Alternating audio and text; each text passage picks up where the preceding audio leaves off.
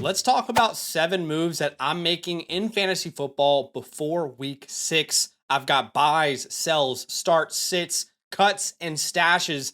A little bit of something for everybody, and you can check out the time codes if there's a specific part of the video you want to jump to. And by the way, I'm replying to the first 3 comments on every video this year, so make sure you're subscribed and you've turned your notifications on. And at the end of the video, if you found any value, you can drop a like at that point, okay? Okay, let's start with buys and sells. The player that I want to buy the most heading into week number 6. Last week it was Ja'Cory Cross-Merritt. This week it's his teammate, Jayden Daniels. I think Jayden Daniels is easily the best buy low at quarterback right now. Firstly, his upcoming schedule is very enticing to me. In week 6, he plays the Bears. They give up the 7th most points to fantasy quarterbacks. Then in week 7, he faces the Cowboys, which we all know how bad their defense is. He should have 2 back-to-back weeks where he smashes, reclaims his elite status.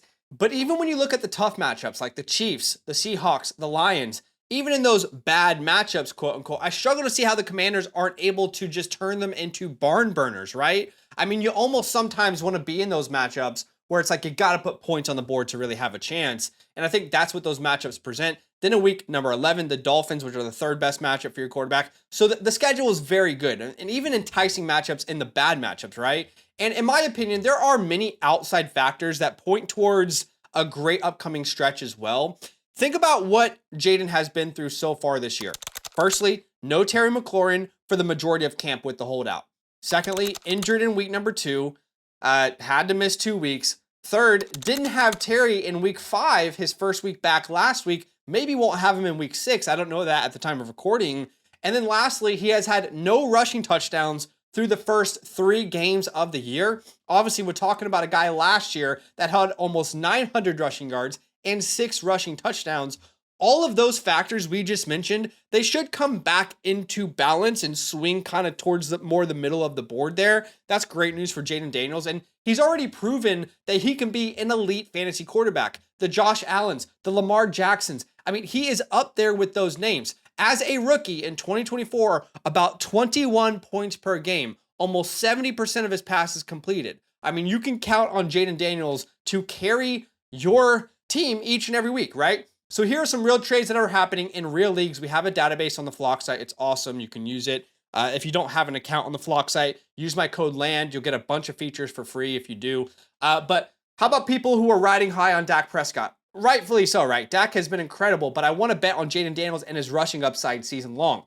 How about sending away a Josh Allen and then getting a Jayden Daniels and a startable receiver with upside like Tetairoa McMillan? How about packaging names like Lawrence and Addison, like these flexes that you can move in and out of your roster for an elite quarterback like Jayden Daniels? Now, let's go to this next trade for target. And look, this trade target is specifically for teams that are already in a great spot, all right? You have a positive record. You're a 5-0, 4-1, or a 3-2 team. Trade for CeeDee Lamb. This is probably your last chance to buy an elite wide receiver at somewhat of a discount. Like, it's going to cost, obviously, but there will be a discount inbuilt because of the injury. Now, look, there are all of the ingredients for a wide receiver 1 overall finish, in my opinion. Now, of course, one of those ingredients would have to be that Puka Nacua doesn't exist. So Puka Nacua is the dude. He's the wide receiver 1. But here where I'm coming from, right? Okay, so the Cowboys offense, 1st in passing attempts per game, 3rd in passing yards per game, 1st in total yards per game. I'd love to be a part of that offense. How about an elite alpha in that offense? Well, how about the defense for the Cowboys? They give up the most passing yards, the most total yards, and the 4th most points per game to opposing offenses. So not only is the offense elite, but the defense every week is making sure that the offense stays elite. The pace of play, they actually have the 3rd highest pace of play, tied with Cleveland, 66.4 plays per game. And you've already seen him in previous years be an elite wide receiver, but even in the first 2 games of the year, right? He had 12 targets per game in the first 2 games before the injury, over 110 yards per game, not a single game under 18 PPR points with 0 touchdowns. I mean, this is your last chance to trade for this guy before everyone vaults him straight back into the top 5 of their overall rankings rest of season, right? Right now, people are like on the edge of like top 12. Get him at the quote unquote discount if you can afford it. So here's some examples, right? Sending away an Emeka Egbuka and just a random name that you just don't need, like Kendrick Bourne, right? We all love Emeka Egbuka. This is not anti-Emeka Egbuka, but if you can ride high on that before Mike Evans comes back, perfect. How about sending away Stephon Diggs off of a high plus A.J. Brown for CeeDee Lamb? Beautiful. That's a start 7-12 team league. That's a real trade that happened. Another real trade here, someone sent away Jamar Chase for CeeDee Lamb. With the Joe Flacco news, can you now mold the name Jamar Chase into a CeeDee Lamb? I would love that. Okay, so we talked about some trade fours. Let's talk about some sells. Maybe sell high. Yeah, you could say sell high. First one, Jordan Mason. Now, look, we need to be very honest here. Like, I was a Jordan Mason guy this offseason, okay? I love Jordan Mason. We were drafting him everywhere, talking to you guys about him in all the videos. Y'all know that by now. But for me, the looming concern for Mason is ultimately this is not his backfield alone. It's just not. Aaron Jones was placed on IR before week 3. He's eligible to come back in week 8.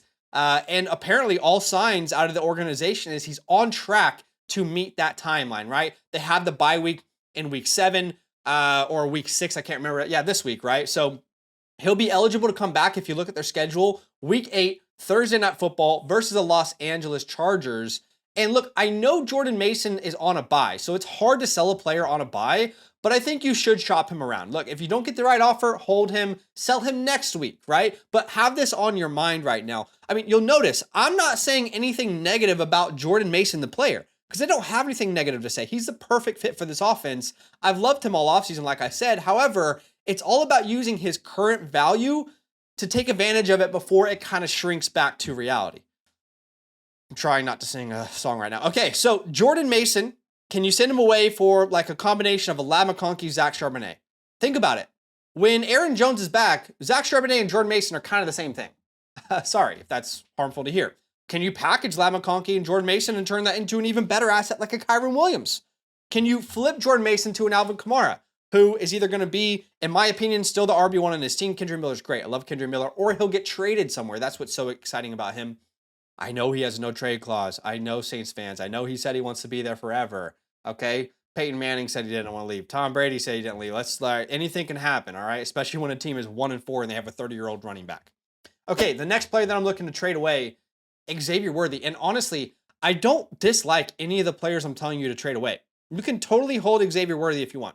100%. He is a usable player in fantasy football, but it's just another example of taking advantage of the situation he's currently in before it gets slightly more complicated. Look, full transparency, Worthy has demanded far more targets and utilization and involvement in this offense than I predicted before Rashee Rice came back, right? Obviously, he dealt with the injury, but in the last 2 weeks, when Worthy's been healthy, he has a higher utilization rate than Chris Olave, Keenan Allen, Nico Collins.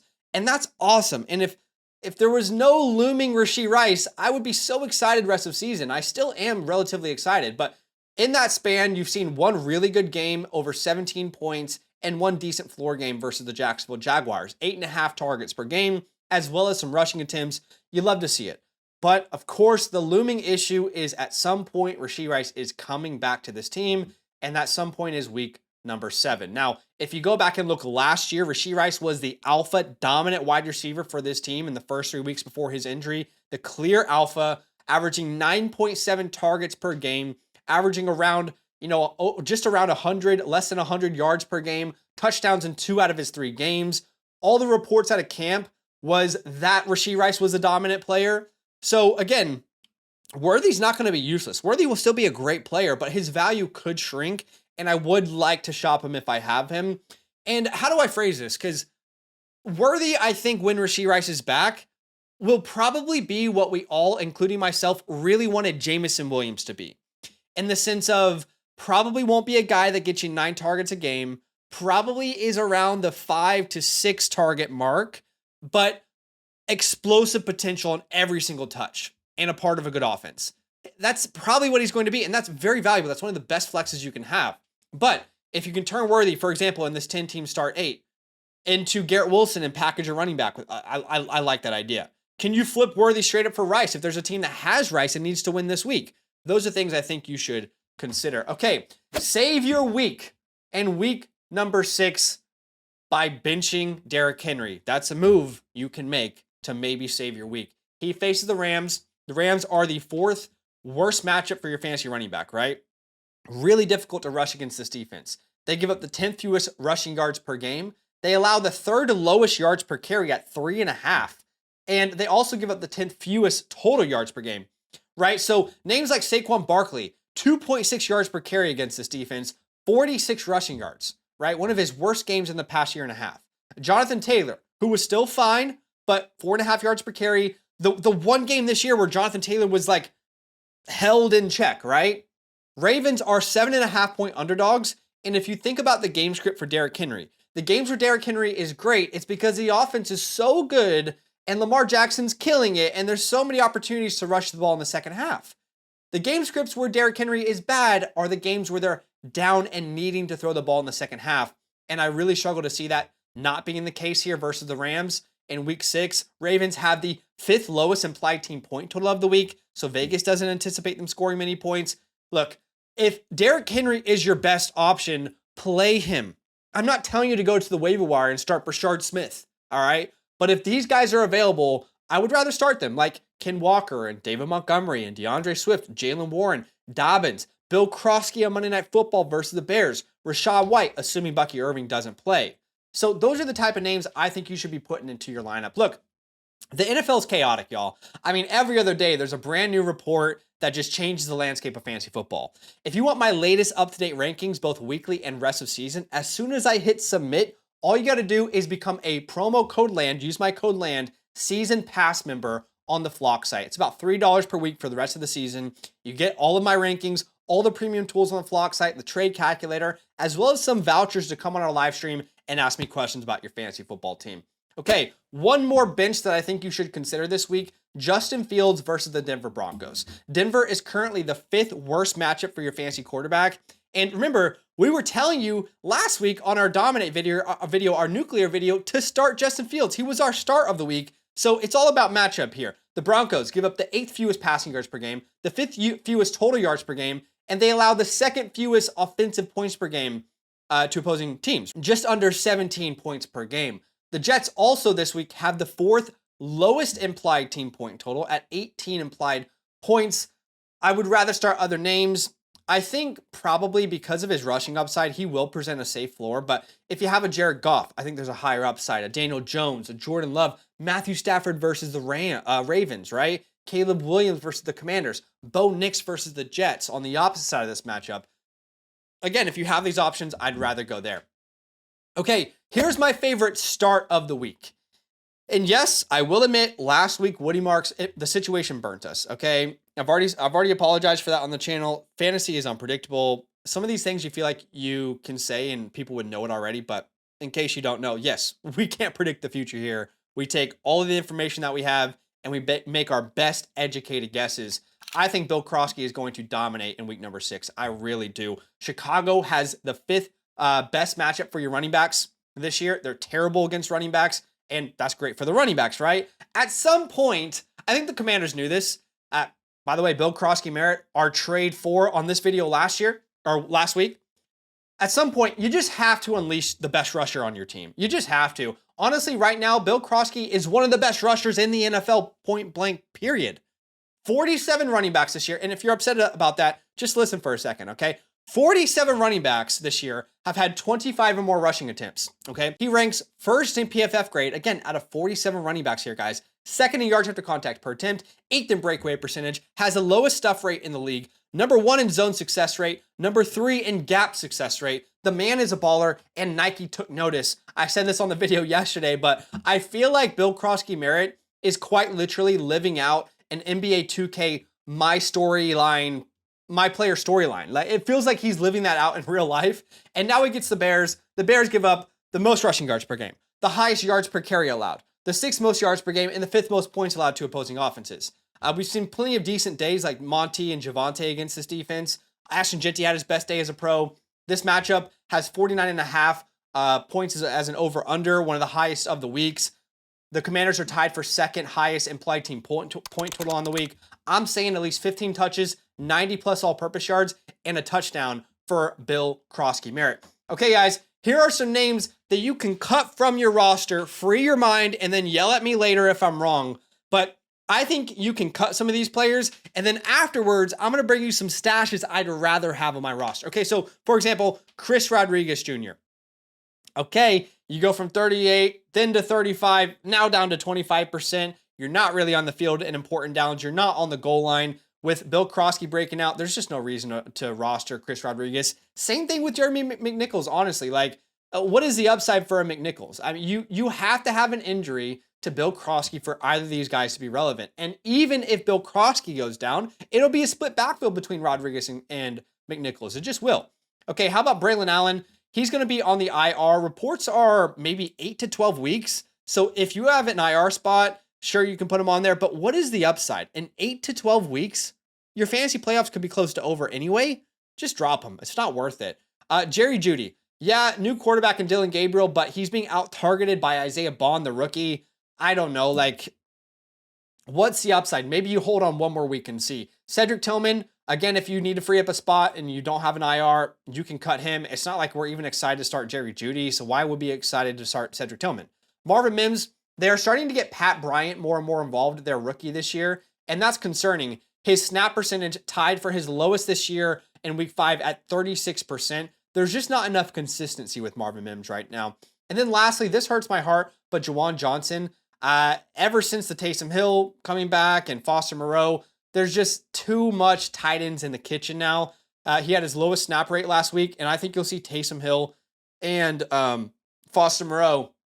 I think those guys will just get more and more involved as the season goes on and as they get healthier and more worked into the game plan. But I think you can cut those guys. Look, we're going to jump into some stashes here, but I want to talk to you guys about 6 players I'm putting in my DFS lineups this week. Guys that I think could boom. Ashton Jeanty versus that weak Tennessee Titans rushing defense. Rico Dowdle in his revenge game versus the Cowboys. JT, I got to get a little chalky there. Xavier Worthy versus Detroit. Last game without Rashee Rice. Tetairoa McMillan versus the Cowboys. He should have a blow-up game. And then I like to kind of get unique and fun. So Jake Tonjes, all right? Let's get some more touchdowns on the board, Jake. If you want to set your own lineup, very simple, guys. All you got to do is download the FastDraft app, use my promo code LAND. I'll match your deposit up to $50, and then you'll get my week 6 rankings completely free. You can check that out in the pinned comment if you're interested. Let's finish the video with a couple stashes, okay? And I would like to start with Kyle Monangai, one of my favorite stashes at running back this week. If you're new to fantasy football, you might not know this. If you're a veteran, you would know this, but typically for rookie players, rookie offensive players, if a team is going to be intentional about working them into the game plan, that always happens after the bye week. Now, I'm not saying every rookie gets more involved after the bye week. I'm telling you, if they have plans to integrate them, it typically happens after the bye week when they have time to think about how to make that work, right? Those little details. And if they have plans to move away from DeAndre Swift or make this more of a split backfield, I think you'll see signs of that this week. We could see something like the most rushing attempts for Kyle Monangai this year, right? The most amount of opportunities overall, a highest snap percentage. And it's not like DeAndre Swift has been some like game breaker. He has one single game over 3.5 yards per carry. Week 1, 3.2 yards per carry, 3.1. Week 3, 2.5. Week 4, 2.7. He has not been efficient on the ground. How long does Ben Johnson let the guy that he already kicked out of Detroit because he wasn't sold on him be inefficient in his rushing offense? You think Ben Johnson's happy with his rushing attack right now? Nah, he's not happy. So if there's a change, and I can't promise that, but if there's a change that happens, I want to have Monangai on my rosters before that change were to occur. Okay, the next stash I want to talk about is Jack Bech. Really love Jack Bech. If you don't know, he is the 2nd round pick for the Raiders this year out of TCU. I'm a huge fanboy. I recognize that. If you guys were following us on our Dynasty channel this offseason, you'll know how much I love this guy. He's got the Puka Nacua body. I didn't say he's Puka Nacua. Calm down. I said he has the Puka Nacua body, the physicality, the play style. And I just felt like at some point he was going to have an opportunity in this offense. But unfortunately, through the first 4 weeks, there was no signs of life. We didn't even have a pulse. 6% of the snaps, 7%, 24%, 10%. And he had 2 targets through 4 weeks. But then in week 5, things finally changed. And what changed is they finally trusted him more than Deonta Thornton, right? He played more snaps than Deonta Thornton. he had more targets than Deontay Thornton. And then if you guys don't know, there was an interview later on where head coach Pete Carroll says, yeah, we like Deontay Thornton. He's a really young player. He's got a lot to learn. And I just don't think he can really give us something right now. So basically hinting at, we want to see what Jack Bech can give us. And I would like to roster Jack Bech because I think at some point, if this team and Jacoby Myers are on the same page, you could see Jacoby Myers traded. And Jack Bech is the perfect replacement for Jacoby Myers in this offense. I'm telling y'all. So I want to see what he can do. He had 3 catches for 27 yards. That might not sound exciting, but he's been so effective compared to Deontay Thornton for this offense, and they have to change something. So I think he should be rostered in your leagues. Guys, I appreciate you so much for showing some love to the video. Now, again, like I said at the beginning of the video, now at the end, if you found any value, go ahead and drop a like. If you didn't, all good. You don't have to. Again, subscribe if you like the content. So much content on our channel from this entire week.